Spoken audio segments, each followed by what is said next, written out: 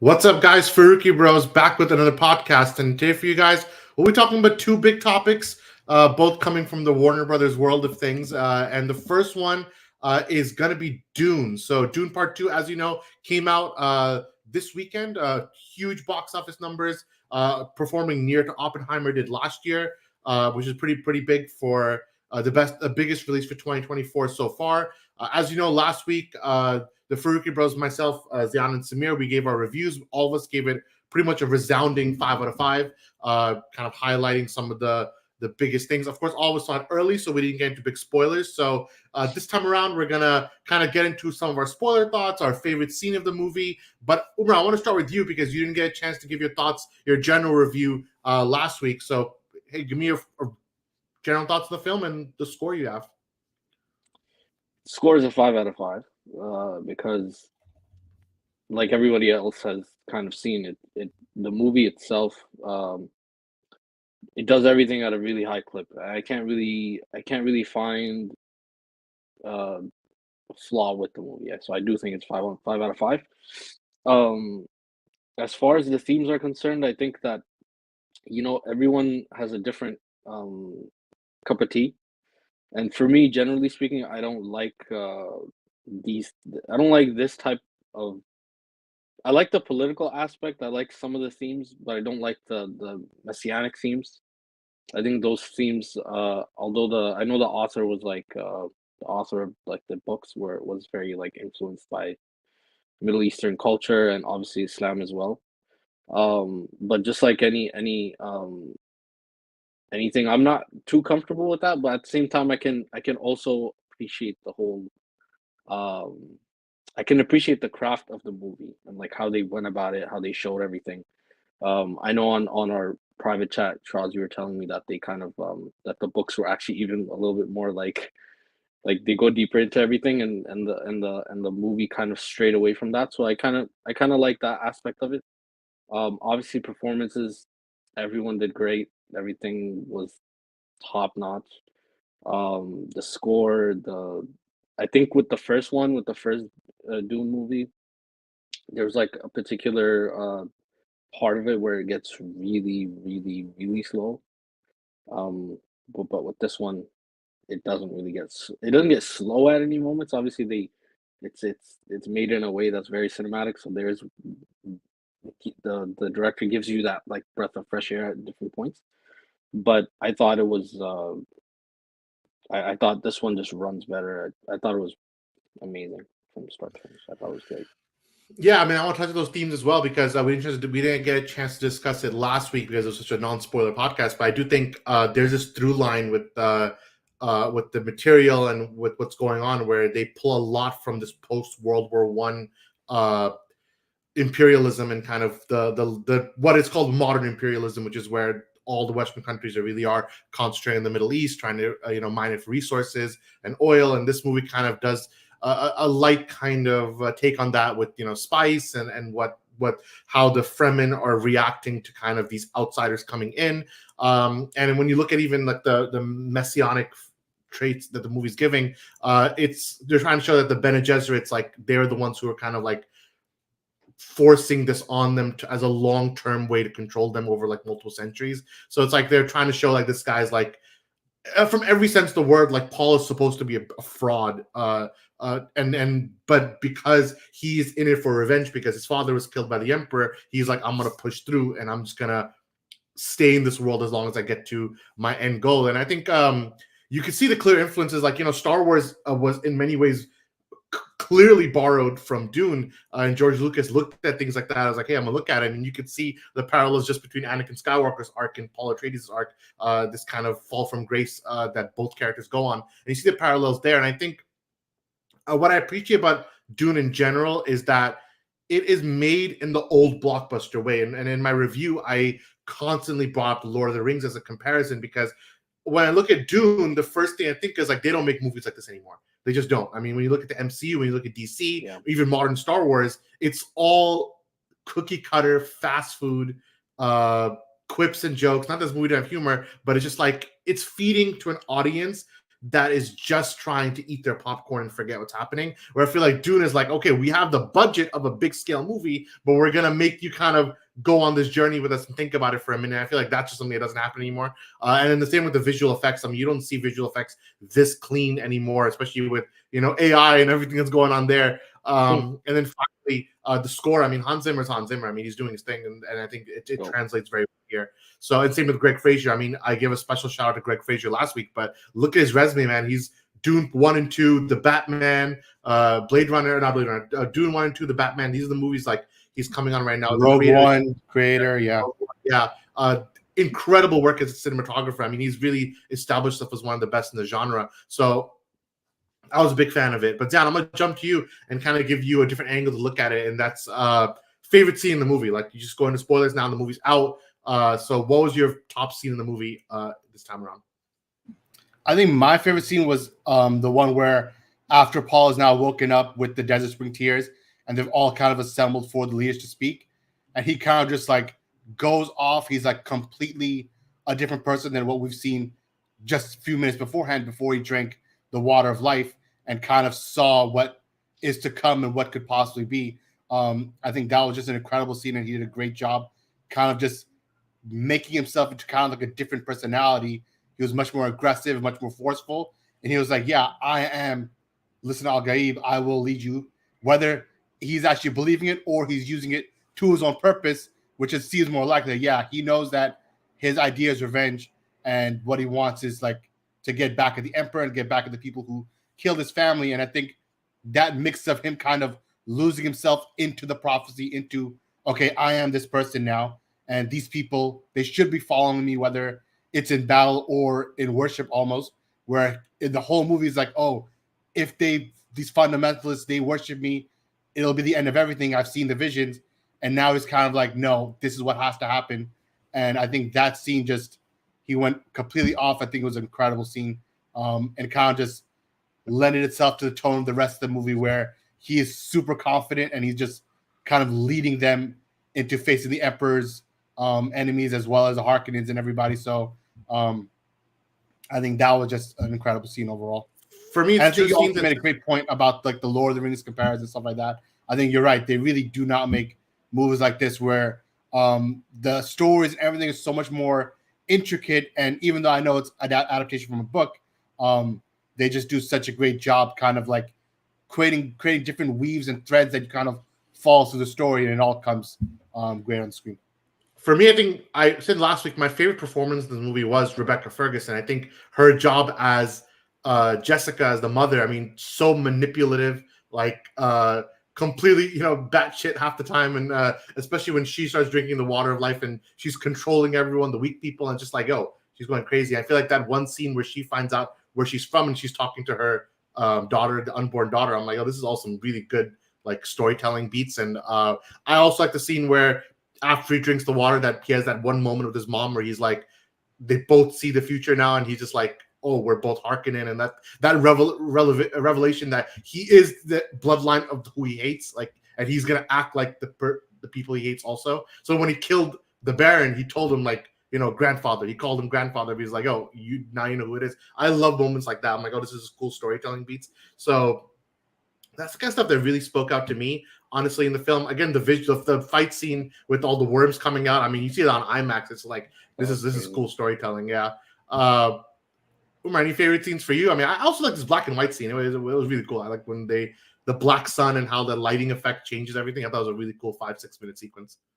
I gotta go with the last scene. I think or not the last scene, but the scene where he kills the Baron.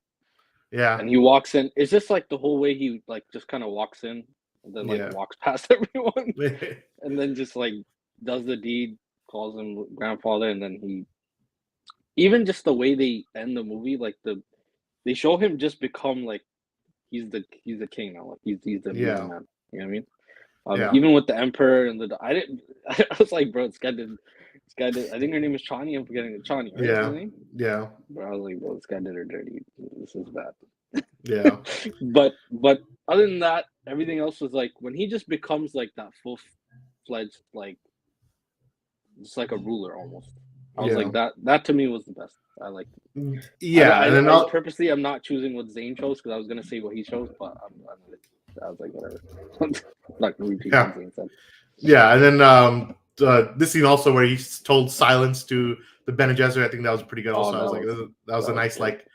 Full circle moment. I think she needs to, she just get her ass beat by it. She's like a big villain, big villain. I'm telling you, but she's done, bro. She's done. Yeah, but Dune. I mean, I think good movie. Samir also, he's not here, but he's also been singing praises since he saw it. So I think we're all big on it. Let's see if any movie tops it this year. I don't think so. I know Joker 2 is coming out. There's some surprises, but it's gonna be tough. Yeah. But yeah, let's see how it goes. I want to transition from there to back to the superhero world, which is funny because superhero movies have taken such a downturn in recent years. But who knows? Maybe this one will go back to the old ways. Probably not. I don't know. But let's talk about Superman. Now just called Superman, not Superman Legacy anymore. This is just called Superman, the movie. And we got a new suit reveal. I'll show it right now. James Gunn shared this as well as David Cornsweet on Twitter and Instagram. The first day of shooting was 2 days ago, on the 3 days ago actually now, on the 29th of Feb. And this is the first image. Let me just move this banner so you can see it. I'll go first because I am the resident Superman fan, I guess. So, but for me, I was actually kind of surprised. I was like, you know what? This isn't that much of a detachment from Man of Steel, and anything of all the Superman costumes, it most borrows from Man of Steel from a texture point of view, where a lot of people are like, oh, we don't want a textured suit, we want a cloth suit like Christopher Reeve. This looks like an alien suit. I mean, when we look at the blues on the side, it's a lot of the woven texture. Not as good as the Man of Steel symbol, but still, I was impressed by that. Second observation is I liked the kept deep colors. They could have made this extremely bright, but instead, even the blues, you can tell it's a nice shade of blue, nice shade of red. Not gonna lie, I like it. Like, I'm not gonna be like, oh, this is the greatest symbol ever, but I like that it takes from multiple sources. So I actually like the suit. I mean, I don't know, but full suit remains. We don't know if he's gonna be wearing his trunks. We don't know what's going on with how the cape looks. There's a lot of concepts out there. I mean, it could be a darker suit like this, or it could be a more brighter suit like this. It is really hard to tell. These are two concept drawings. But Zian, I'm going to go to you next. I mean, do you see the symbol now? I mean, what do you make of it? Is it good? Is it not? Where do you stand? Yeah, I think it's all right. I don't think there's any noticeable bad things about it. I like that it's not the traditional Superman symbol they're going towards, like Kingdom Come style, New 52 style, where it's like a wider base part of the S, and it's kind of like more sharp in its design. So I like that it's different, and it's not like just returning to the same original default style. Then it would have been felt like, especially now they changed the name to Superman, it would have been like, all right, what are they now? Especially feels like they're trying to redo Christopher Reeves. But I like that it is different. They are doing their own kind of thing, so that does give me good hope for how the rest of the suit's going to look like. From all the concept, like the fan-made concept art and stuff, I'm starting to think less and less of the trunks. I think the trunks on screen, I do not think they will look good. I don't know how they'll end up when that first look comes in, but I'm kind of worried that it's not going to translate well on screen. But I think just logo-wise, colors-wise, you mentioned a good point that, yeah, it's not candy colored. It is kind of like subdued, where it is still saturated enough where it pops out, but it's not like screaming at you. So I like that they went with that as well. There's not too much else to say. I know people making funny comparisons about the story being very similar to what Batman v Superman did, with Lex Luthor kind of making Superman out to be a bad guy to the other heroes. So it's like, no originality there, which is unfortunate. And obviously won't be as good. I think that was debunked, but who knows? Yeah, that's still what they're doing. Was it debunked? Okay. Yeah, if it is, that's good. Yeah. Yeah, so that was debunked. I guess see, logo-wise, it's fine. It's obviously not Michael Wilkinson level of quality, but it is good. So let's see how it goes. I'm going to get to the trunks in a second. I want to talk about that separately, but I'm going to first get to Umar's opinion. What do you think about the suit in general? I think it's all right. I think it's going to be like the movie. It's kind of not that exciting to me, at least. I didn't see it as like a it looks like they went super generic. They chose something obviously with the Kingdom Come aspect, which they haven't really done on screen other than like when I think when Brandon Routh came back for that TV show or whatever. Yeah. But other than that, you don't see it and like on the big screen, right? So I think that aspect of it is nice.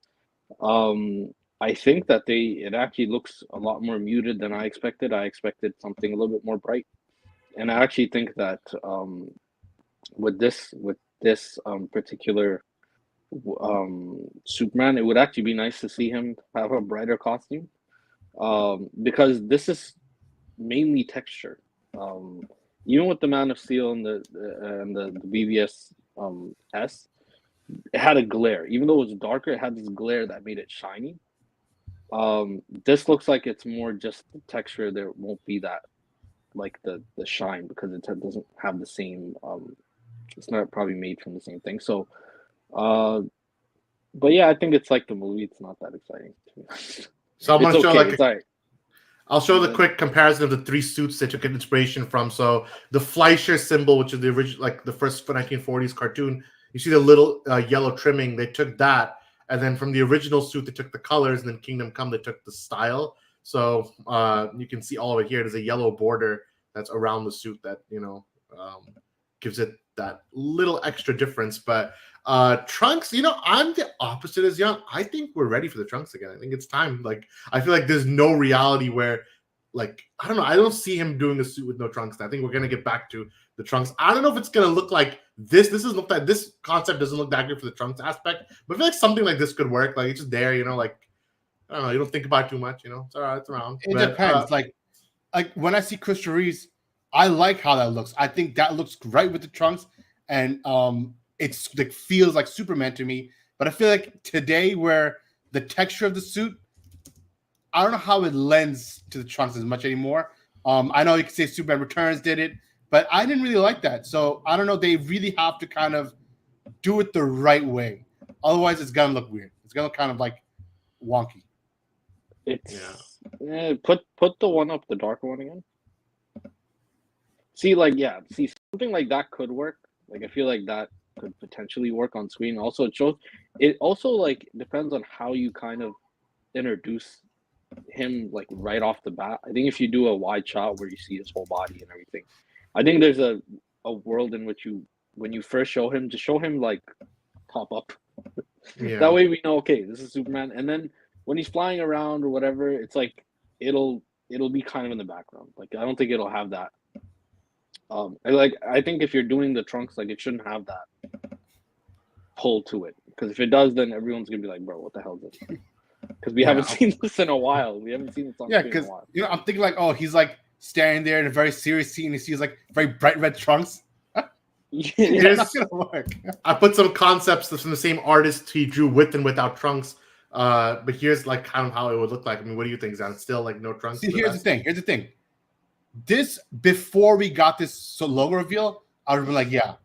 But you get an idea of what the texture suit would be. This is like a sleek, more metallic type suit, and it works. Yeah. I think with the texture you kind of see from the blue and the logo reveal that they did, I don't know. Is the Trunks going to be textured too? Like, it's going to look like an action figure, kind of, And I don't think it works. It works when it's like a sleek, metallic, new age type design. But I don't know how it's going to work with the texture they're using. Give him a nice belt, man. Give him a nice belt. Like, give Superman a nice belt in this. That's true. The belt can make it break it. Yeah. Like, how about this belt design? How about this belt design with the little yellow symbol in Trunks, but yeah, that belt itself is nice. But those Trunks are not it. I've seen that in like Walmart. Yeah, I mean, we saw like the original suit. I mean, we could have just went with like an original style, but we didn't ever went with that. Hindsight 2020, I wouldn't have minded the original symbal either. Yeah, original. You can't compare to that. I mean, I don't mind this one either. This one's all right. I think it's like it's okay. I want to see like the actual. Yeah, well, so now this move, now that Superman is filming, we'll see what it looks like. Last question before we head out: do you think the names, is it good to change out of Superman Legacy? Like, I just made it Superman, or do you think they should have kept Legacy? No, I think they did a good job by changing the name. Legacy kind of made no sense. This is the first movie. Use Superman Legacy as the last movie, And I think it has been enough time where people won't be like, "Oh, you're stepping on Christopher Reeve's original Superman's toes," I think there's been enough of a gap. This is like a pure refresh.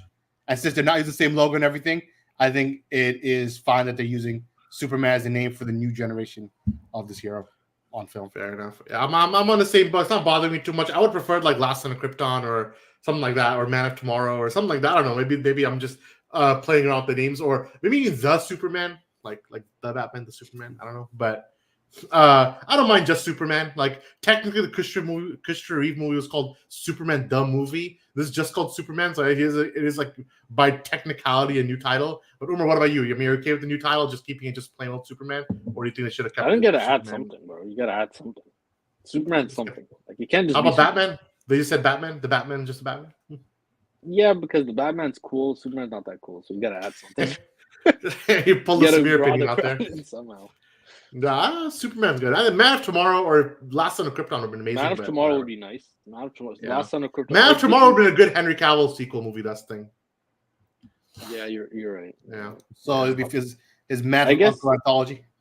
Yeah. I guess they could have done the Superman. Like That's Superman. Yeah. I don't think that's It Superman. would have worked out. Yeah. The I think Superman. that would have been a little bit better. I think just Superman did- alone for some reason isn't working for me. I don't know. It why. does feel weird. I don't just Superman. I'm like, yeah, watching more Superman. 25 Superman. Superman. The thing is, Superman Legacy wasn't a great name, so I'm happy we're leaving Legacy. I agree with Zion. Didn't make any Yeah, sense for a first Legacy is movie. whack. Yeah, I would Can't have have used that. Superman. I would have used Superman Rebirth even before I used Superman Legacy, but Rebirth would have been good. yeah, Superman I Rebirth. think that like, would have similar- been a nice title. Yeah, actually. there's a Superman reboot, Rebirth, you that know. would've been nice. Yeah, but I guess the spiraling. In terms of the movie, we'll see. It went through some little script rewrites, as we know, for what's happening, in the world, and they're changing it up now. And I think it's for the best because James Gunn is not a writer who has the capability to do the story he was thinking he was going to do. So I think it's better he just stay away from that. Like if you're going to do a story like that, it would have come off like White Savior, and it would have been really bad. Aren't So, they still doing it? Just changing the countries. Yeah, they're just doing Ukraine now, which is, I guess, like no, but I heard that they might even take that out too. Like they might like don't do it in the Middle East, do it in Europe. Like he might do a little thing in Europe instead, or maybe something like that. We'll see. I'm not that excited about it. It's actually but- the worst thing I ever heard in my whole life. The whole thing of Yeah. like him being in the Middle East for what, bro? Do they not watching Yeah. what's happening? What's wrong with them? No, that's why they took it out. They were like, it was in the script before. I think it's Um, I think they casted some journalist or some comedian. or Yeah, they something, casted Bassem Youssef, and that and then they said backfired. nah. Yeah, they the truth. Who knows where it is in between? I mean, I personally am going with Bassem Youssef's like his point of view on it, but they cleared the air a few weeks ago, and they said, all right, whatever. So, but we'll see. Let's see how the movie goes out. I'm hoping we get a good Superman movie, but I'm trepidatious about the script. We'll see how it comes out. I think the but movie's what- gonna be good, Yeah, but it's service just is gonna like- not be. It's not gonna be Man of Steel. Like it's similar to like it's about detail, right? Like Superman, like Henry Cavill Superman having like the Kryptonian script, and like they went deeper into the world, and we shouldn't expect that from this upcoming one. Like they're not No, gonna I do think that. This we're one's gonna gonna buy be a the Superman numbers. movie, and it might be good. Yeah. It might be really good, but it might not. But it's not gonna have that level of like depth. Yeah. And if you go into it wanting that, you're screwed. Yeah, it's not working out. Either way, what did you guys think about Dune Part 2? What do you think about the new Superman symbol? Let us know in the comments and join the debate. From myself, from Zion, and from Umar, we're the Farooqi Bros, and we'll see you next time. Peace out.